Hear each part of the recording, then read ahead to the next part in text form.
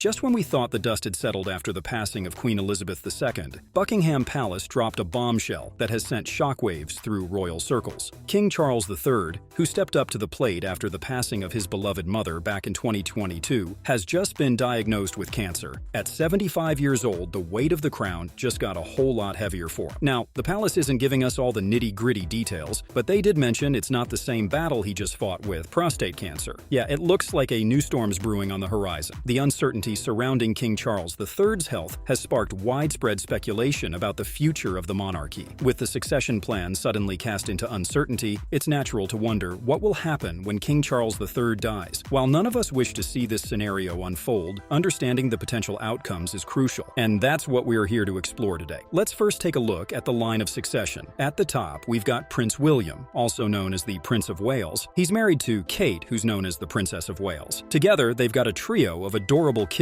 following in their footsteps. First up, we've got Prince George of Wales, then Princess Charlotte of Wales, and rounding out the trio, there's little Prince Louis of Wales. These royal youngsters are all set to carry on the family legacy. Now, right after Prince William comes his younger brother, Prince Harry. While Harry's taken a step back from royal duties, he's still holding onto his place in the succession. And don't forget about his two children. Archie and Lilibet Mountbatten Windsor, they're next in line after their dad. Moving along the line, we've got Prince Andrew, who's Queen Elizabeth II and Prince Philip's second eldest son. Following him are his two daughters, Princess Beatrice and Princess Eugenie. The line continues with Beatrice's daughter, Sienna Elizabeth, and Eugenie's sons, August and Ernest Brooksbank. These little ones are part of the royal crew too. Wrapping things up, we've got Prince Edward, who's the Queen and Philip's youngest child. And last but not least, there's his son, James Mountbatten Windsor, also known as the Earl of Wessex. Now, despite King Charles III's optimistic outlook on treatment and his eagerness to resume full public duties, it's crucial to consider the immediate steps if he were to succumb to the illness. Upon the announcement of King Charles III's passing, Buckingham Palace will issue an official statement confirming the news, which will swiftly go out to the media. This statement will serve as a formal acknowledgement of the monarch's demise, marking the beginning of a new era for the royal family and the nation. Now, according to the rules of succession, as soon as King Charles III takes his last breath, his eldest son, Prince William, steps up to become king. It's like passing the torch, ensuring everything keeps running smoothly without any hiccup. This seamless transfer of power is key to keeping things stable during this transition period. As soon as Prince William becomes the new monarch, his top priority will be to address the nation and provide some much-needed reassurance during this time of mourning. Now, let's say he's off somewhere abroad when his dad passes away. No problem. He'll quickly make his way back to the UK. Once he's back home, you can bet all eyes will be on London, waiting for him to deliver his first speech as the king. It's a moment that brings the whole country together, offering comfort and strength during a challenging time. Now, when Prince William officially becomes king, Buckingham Palace will let us all in on the big secret, his regnal name. There's all sorts of speculation buzzing around about what name he'll choose, but until the palace makes it official, it's all just guesswork. Most individuals reckon William will stick with his own name and go by King William V. Makes sense, right? But hey, who knows? Maybe he'll surprise us all with something totally unexpected. Changing the regnal name isn't just a random choice, it's got history behind it. Take William's great-grandfather, King George VI, for example. Before he became king, his name was Albert, but when he took the throne, he decided to honor his dad by taking on the name George. It was all about keeping that connection to past monarchs alive and kicking. Shows you just how much tradition and heritage mean in the royal family. Now, let's talk about Prince George, Princess Charlotte, and Prince Louis. These adorable royals are in for a bit of a shake-up in their royal status when their dad, Prince William, becomes king. You see, as the children of the reigning monarch, they'll move one step closer to the throne themselves. It's like getting a promotion in the royal family hierarchy. But here's where it gets interesting. Their official titles and names will also get a makeover. You might remember them being styled as Prince George of Wales, Princess Charlotte of Wales, and Prince Louis of Wales when their dad was the Prince of Wales. But once William takes the throne, they'll drop the of Wales part and simply go by Prince George, Princess Charlotte, and Prince Louis. This change might seem small, but it's actually a big deal in royal circles. It's all about emphasizing their direct connection to the king. No need for extra identifiers when you're part of the royal inner circle. Now, as for the timing of these changes, well, that's a bit up in the air. It all depends on when Prince William becomes king and how old Prince George is at the time. If William ascends the throne while George is still young, there's a chance he could be invested as the Prince of Wales, just like his dad before him. But hey, we'll have to wait and see. Royal decisions like these aren't made overnight, you know? Let's chat about Catherine Middleton, the Princess of Wales. When Prince William becomes king, his lovely wife is in for a bit of a title change. She'll trade in her Princess of Wales status for the courtesy title title of Queen Consort. Now, in the royal hierarchy, there are a few different kinds of queens. There's the Queen Regnant, who's the big boss in her own right. Then there's the Queen Consort, like Kate, who becomes queen because her husband wears the crown. And finally, there's the Queen Dowager, who's the widow of a king. So if Camilla were to outlive Charles, she'd hang on to her queen title, but it would now be Queen Dowager. At first, you might hear people calling Kate the Queen Consort after William's coronation, but don't be surprised if before long, she's officially known as the Queen or Queen Catherine. It's a major shift in her role within the royal family, marking her as a true partner to the king. Now let's rewind a bit and talk about Prince Charles's wife, Camilla. When Charles became king, Camilla was referred to as the Queen Consort until their coronation, which took place about 8 months later. After that, it was just the Queen for her. So you can expect a similar transition for Kate. As Queen, Kate won't have to curtsy to her husband, the king, or other monarchs from around the world. She'll likely have a packed schedule of royal duties, both solo and alongside William. It's a whole new chapter for Kate, one that comes with a crown and a whole lot of responsibilities. Now let's dive into the magnificent spectacle that is the coronation ceremony, a tradition unlike any other, upheld uniquely by Britain among European monarchies. Picture this, the solemnity of the occasion, where the monarch pledges sacred oaths to both God and country, anointed with holy oil before donning the crown. This isn't just any event, it's steeped in symbolism, centuries of tradition, and intricate ritual. While the core elements remain steadfast, each ceremony is delicately tailored to reflect the prevailing sentiments and values of the era. But at its core, the order of service echoes back to the rituals of the late Anglo-Saxon kings, proudly preserving the monarchy's timeless heritage. Now, there's been quite a stir about potential tweaks to the coronation ceremony when Prince William takes his place on the throne. Rumor has it that William may seek some adjustments to better resonate with contemporary values and expectations. However, the specifics of any proposed changes remain shrouded in secrecy, fueling speculation and excitement about what the future coronation of King William might entail. Shifting gears from tradition to modernity, let's explore another aspect of Prince William's role, the financial side. Brace yourselves, because this isn't just your run-of-the-mill wealth we're talking about. Oh no, we're diving deep into the treasure trove of the Duchy of Cornwall, where Prince William reigns supreme over a river of cash. Picture this, Prince William casually strolling through his inherited estates, sipping on some top-shelf tea, and pondering how to splash around the $23 million he rakes in annually. Yeah, you heard that right, 23 million big ones just casually sliding into his bank account, courtesy of the duchy. And hey, it's his call on how to blow that cash. Private jet to the Bahamas, anyone? But wait, there's more. Let's not forget about the sweet deal his great-grandma, Queen Elizabeth's mom, cooked up back in '94. She decided to sprinkle a cool $19 million into a trust fund for her great-grandkids, and guess what? William and Harry got to cash in on that action when they hit 21. Fast forward to the present, and Prince William's already rolling in dough with a net worth of around $100 million.